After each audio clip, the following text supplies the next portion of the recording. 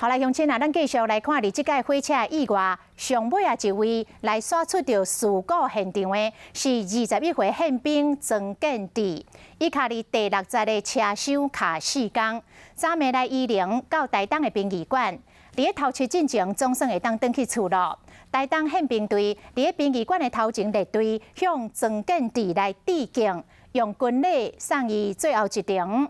啊！这至亲家属的哭声，互人心痛目屎流。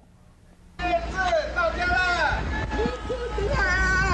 阿妈叫你留下。家属呼唤，互人听到鼻头的酸。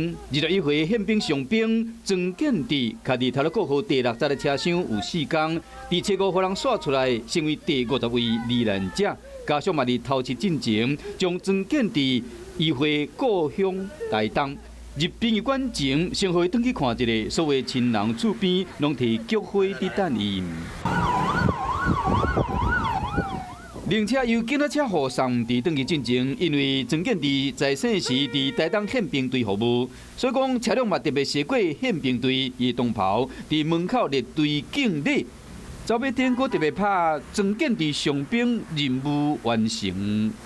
一摆头路国号罹难者内面有8个拢是台东人，曾建志伫初7暗时转去故乡，同款嘛是台东人台铁人的查某囝25岁杜淑杰，因为遗体修好的时间较久，成为最后一位转去故乡的往生者。